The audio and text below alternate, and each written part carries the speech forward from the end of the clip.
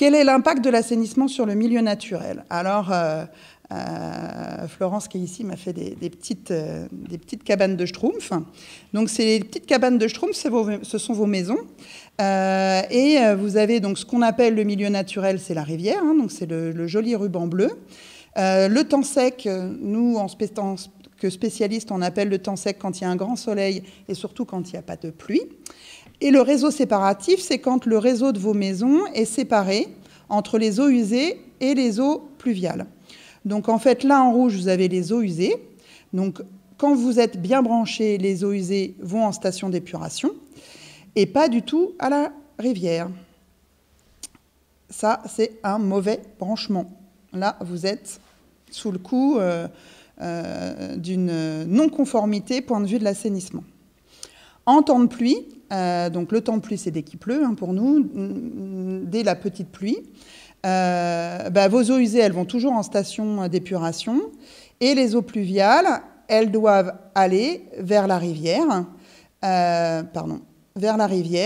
mais surtout, elles ne doivent pas se mélanger au réseau d'eau usée, et déverser en temps de pluie, parce que le réseau ne serait plus assez grand, se déverser vers la rivière. Parce que ça veut dire que l'eau pluviale se mélange avec l'eau usée et est déversée au milieu naturel et donc pollue le milieu naturel. Donc il y a un lien fort entre la baignade et l'assainissement, puisque si l'assainissement ne se fait pas correctement, l'eau de la Seine et de la Marne sont polluées et donc on ne pourra plus jamais s'y baigner ou très difficilement. Donc c'est un enjeu fort d'améliorer l'assainissement. Comment on améliore l'assainissement? À travers l'exploitation du réseau. Donc on a la chance en Val-de-Marne pour le département d'avoir un patrimoine d'assainissement et de le gérer en régie, c'est-à-dire par nos effectifs propres. Dans la direction, nous sommes à peu près 330 agents et 130 agents travaillent directement sur l'exploitation du réseau d'assainissement. En faisant également des études et en les coordonnant à l'échelle départementale, et un lien avec l'autosurveillance, c'est-à-dire que le fait de faire des études nous permet de savoir ce que l'on rejette au milieu naturel, en quantité et en qualité, et nous permet, au fur et à mesure qu'on fait des améliorations sur notre réseau d'assainissement, de pouvoir quantifier cette amélioration en mesurant ce qui sort de nos réseaux avant d'aller au milieu naturel. Une action forte autour de la mise en conformité des particuliers, parce que vous avez vu nos petites cabanes de Schtroumpfs. Plus il y a de cabanes de Schtroumpfs qui sont mal raccordées, plus il y a de réseaux d'eau usée qui vont au milieu naturel et plus l'eau est polluée. Et enfin, on fait aussi des travaux d'assainissement pour pouvoir améliorer la qualité structurelle de nos tuyaux et pour pas qu'il y ait des eaux usées qui puissent s'écouler à travers des réseaux qui soient en mauvaise qualité structurelle et donc, via la terre, aillent aussi polluer les nappes phréatiques et ensuite le milieu naturel. Et enfin, on fait des analyses d'eau de rivière pour voir en fait si on a progressé dans la pression anthropique de notre assainissement sur le milieu naturel. Donc, on essaie d'avoir une exploitation qui est respectueuse du milieu naturel.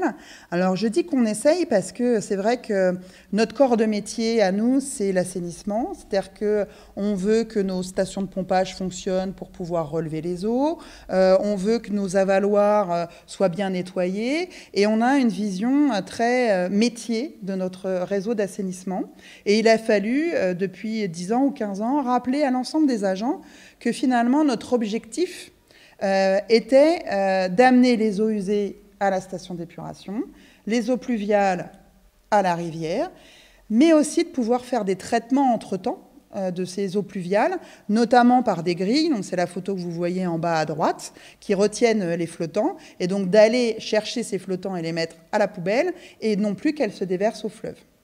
Donc vous avez des belles photos de nos cureuses qui servent en fait à nettoyer le réseau d'assainissement. Parce que le réseau d'assainissement, quand il s'écoule, quand il y a moins de débit, on a les matières organiques, les matières en suspension, qui stagnent, donc qui se reposent, et donc du coup qui restent au fond de nos réseaux. Donc c'est des matières qui sont sableuses, mais aussi parfois graisseuses, suivant ce qu'on y rejette.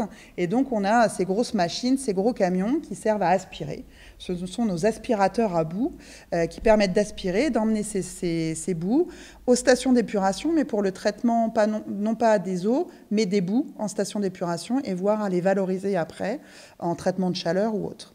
Et puis une vieille photo en bas qui montre les égoutiers des années 50 ou 60 qui pouvaient parfois cheminer dans le réseau d'assainissement à quatre pattes avec du matériel de respiration.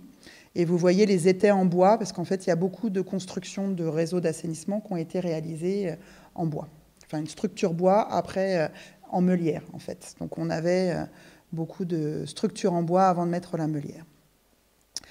Notre réseau d'assainissement départemental, donc là vous avez une photo, un plan sur le chevelu du réseau qui est géré par les services départementaux.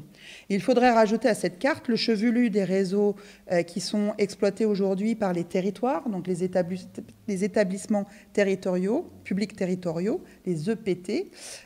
Donc sur la zone sur laquelle nous sommes, c'est le GOSP, donc Grand Orly Seine-Bièvre.